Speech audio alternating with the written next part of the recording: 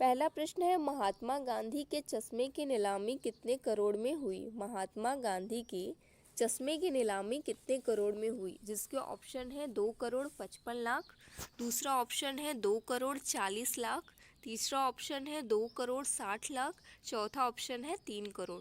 तो दोस्तों महात्मा गांधी के चश्मे की नीलामी 2 करोड़ 55 लाख में हुई थी।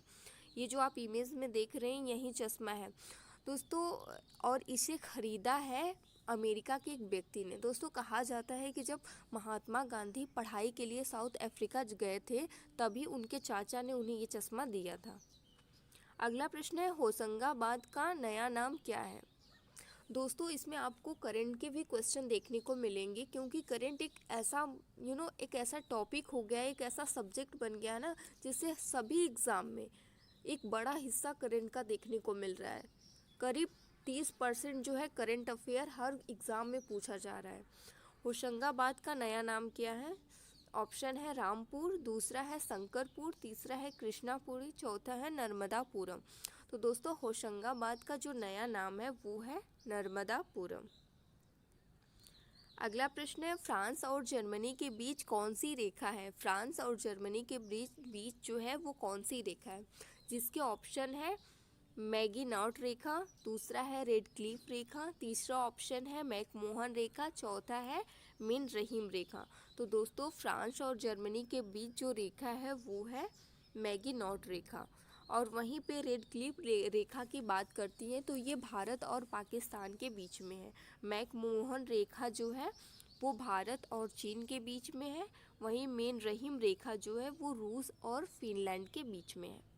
अगला प्रश्न है, जयपुर का परंपरागत शिल्प कौन सा है? जयपुर का परंपरागत शिल्प कौन सा है? ऑप्शन है ब्लैक पॉटरी, दूसरा है कागजी पॉटरी, तीसरा ऑप्शन है ब्लू पॉटरी, या फिर इनमें से कोई नहीं। तो दोस्तों जयपुर का जो परंपरागत शिल्प है वो है ब्लू पॉटरी। मैं इसके बारे में आपको थोड़ा डिटेल बताती हूँ। तो दोस्तों ये जो पॉटरी है वो पॉटरी एक्चुअली में वो क्या है?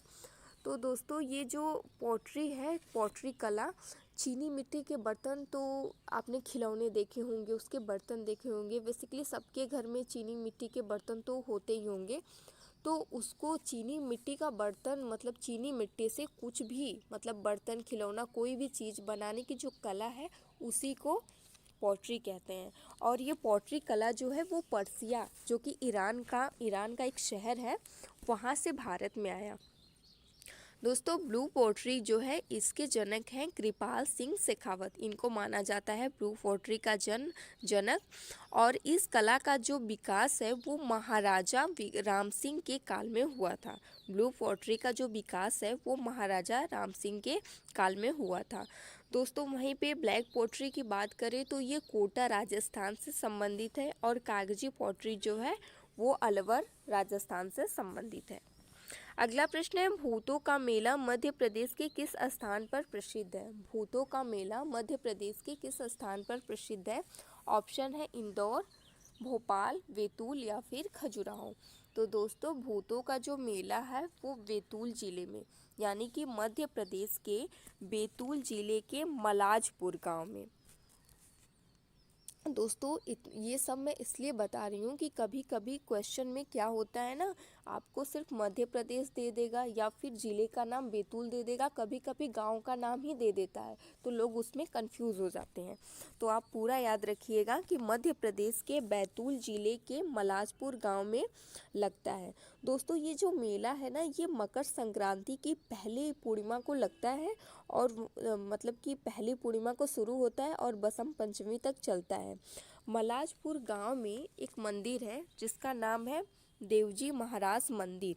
वहीं पे एक पेड़ है, तो वहाँ पे ये मान्यता है कि जो लोग मतलब जिसको भूत प्रेत या फिर इन सब चीज़ों से कुछ भी मतलब कि उन सब पर हावी होता है तो वो लोग जाके उसे पेड़ की परिक्रमा करते हैं। मतलब ये साफ साफ भाषा में कहा जाए तो भूत प्रेत चुड़ैल इन सब से छुटकारा के लिए ये जो है मेला लगता है, वहीं पे ये लोग जाते हैं। और वहीं पे इंदौर की बात करें तो सबसे स्वच्छ शहर जो है वो भोपाल का मतलब मध्य प्रदेश का इंदौर शहर है, और भोपाल को झीलों का शहर कहा जाता है। वहीं खजुराहो जहाँ पर कोराड़ का सूर्य मंदिर है। अगला प्रश्न है आर्य समाज की स्थापना कहाँ हुई थी, जिसके ऑप्शन है कोलकाता में, मद्रास में हुई थी, लखनऊ में हुई थी या फिर बम्बई में हुई थी। तो दोस्तों आर्य समाज की जो स्थापना है वो तो हुई थी बम्बई में। आर्य समाज की स्थापना जो है वो बम्बई में हुई थी 10 अप्रैल 1875 में हुई थी और इसके जो संस्थापक थे वो थे दयानंद सरस्वती। और दोस्तों वहीं ब्रह्म समाज की बात करें तो ब्रह्म समाज के जो संस्थापक थे वो थे राजा राम मोहन राय। अगला प्रश्न है राजस्थान में कौन सा नृत्य केवल पुरुषों द्वारा किया जाता है। राजस्थान का कौन सा नृत्य यानी कि नृत्य है जो केवल पुरुषों द्वारा किया जाता है। ऑप्शन है कच्छी घोड़ी, दूसरा है तेरह ताली, घूमर या फिर पनिहारी। तो दोस्तों राजस्थान में सिर्फ पुरुषों के द्वारा किया जाने वाला नृत्य है वो है कच्छी घोड़ी। इसमें लोग अच्छे से तैयार होके कुर्ता पैजामा पहन के और साथ में सिर पे पगड़ी लगा के घोड़े की सवारी करते हैं और इसे वीरता का प्रतीक माना जाता है। दोस्तों वहीं पे जो घूमर है वो वहाँ के एक पारंपरिक लोक नृत्य है। ये भील जनजाति के द्वारा मनाया जाता है। तेरह ताली कमर जनजाति द्वारा मनाया जाता है। अब पनिहारी तो है जो पनघट मतलब कि पानी जो नहीं होता है मटकी लेके सर पे जाती हैं वहीं पनिहारी होता है। अगला प्रश्न है चेरौ निम्न में से किस राज्य का पुराना पारंपरिक नृत्य है। चेरौ निम्न में से किस राज्य का पुराना पारंपरिक नृत्य है। ऑप्शन है मणिपुर, दूसरा है जयपुर, तीसरा है मेघालय, चौथा है नागालैंड। तो इस क्वेश्चन का राइट ऑप्शन है मेघालय। जो चेरव है वो मेघालय का पुराना पारंपरिक नृत्य है। वहीं मणिपुर का नृत्य रखाल है और राजस्थान यानी कि जयपुर राजस्थान का कठपुतली, पनिहारी, घूमर यही सब है।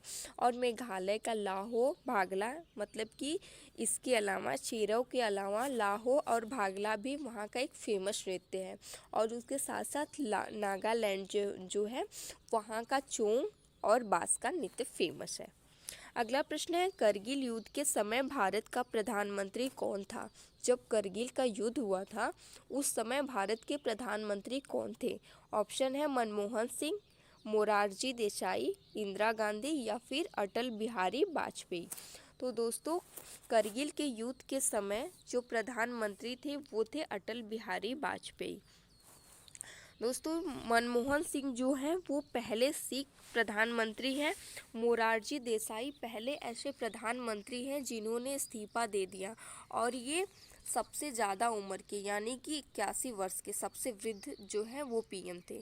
और इंदिरा गांधी जो हैं वो मतलब भारत की पहली महिला प्रधानमंत्री हैं। वहीं अटल बिहारी वाजपेयी की बात करें तो ये पहले गैर कांग्रेसी प्रधानमंत्री हैं। अगला प्रश्न है बादला पानी का बर्तन कहाँ प्रसिद्ध है। बादला जो कि पानी का बर्तन है वो कहाँ प्रसिद्ध है। ऑप्शन है उदयपुर, दूसरा है बीकानेर, तीसरा है जोधपुर, चौथा है भीलवाड़ा। तो दोस्तों इसका ऑप्शन देख के ही आपको समझ आ गया होगा कि ये राजस्थान से संबंधित है क्योंकि इसमें जो जितने भी नाम दिए हैं वो राजस्थान से संबंधित हैं। तो जो बादला होता है जिसमें पानी भरा जाता है मतलब एक बर्तन होता है वो बनता है जिंक से मतलब उसका निर्माण जो है जिंक से होता है और ये जोधपुर में से संबंधित है। और दोस्तों ये जो उदयपुर से संबंधित है उदयपुर में कठपुतली निर्माण होता है और वहीं पे बीकानेर में जो है वो सुराही और मटका बनाया जाता है और भीलवाड़ा में जो है वो कांसे के बर्तन बनते हैं। अगला प्रश्न है मार्स गैस किसे कहा जाता है। मार्स गैस किसे कहा जाता है तो ये मीथेन गैस को कहा जाता है।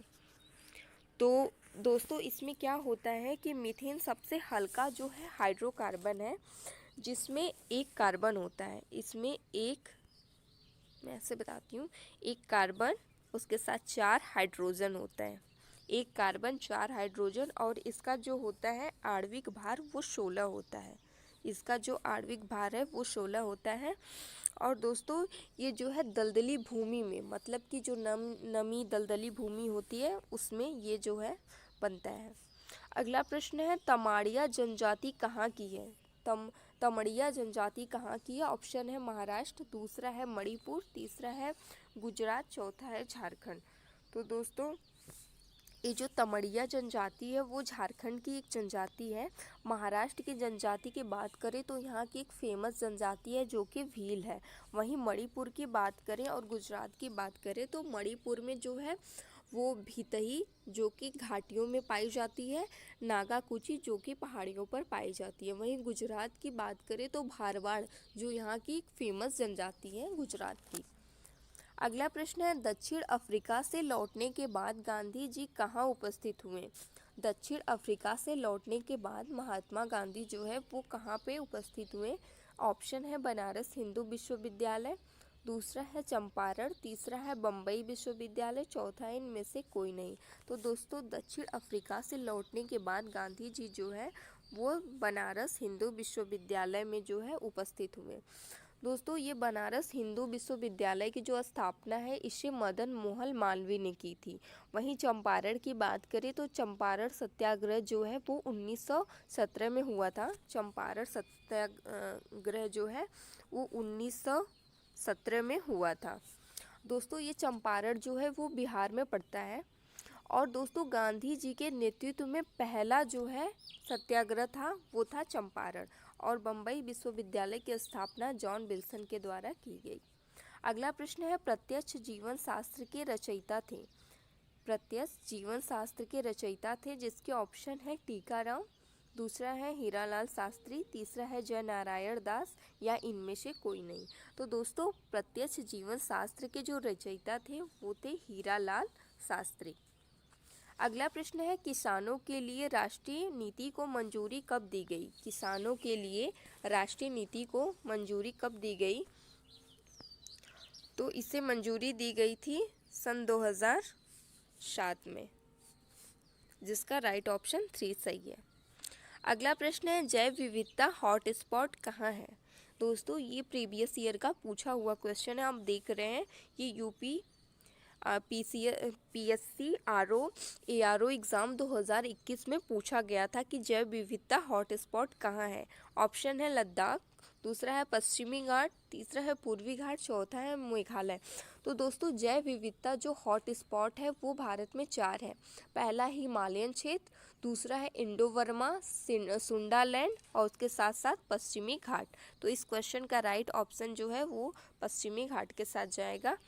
जैव विविधता हॉटस्पॉट जो है वो पश्चिमी घाट में है।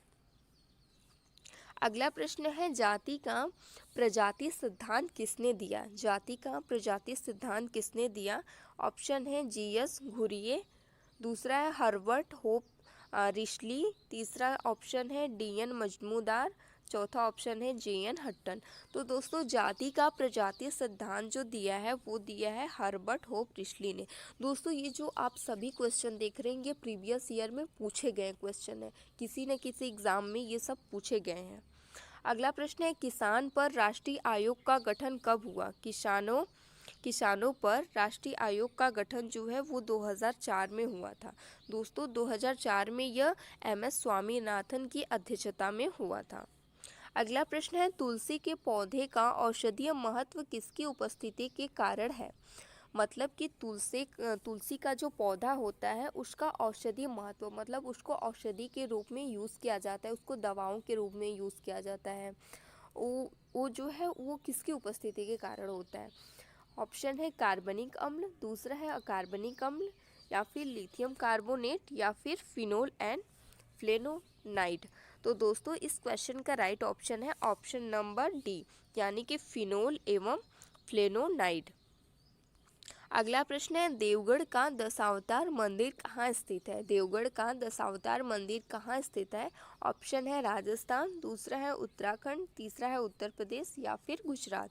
तो दोस्तों देवगढ़ का जो दशावतार मंदिर है वो स्थित है यहाँ पे गुजरात नहीं होगा, यहाँ पे उत्तर प्रदेश सही है, ये उत्तर प्रदेश में है देवगढ़ का दशावतार मंदिर। तो दोस्तों ये थे GK के टॉप 20 क्वेश्चन जो कि एग्ज़ाम में काफ़ी ज़्यादा पूछे जाते हैं और ये सभी क्वेश्चन प्रीवियस ईयर के ही क्वेश्चन थे।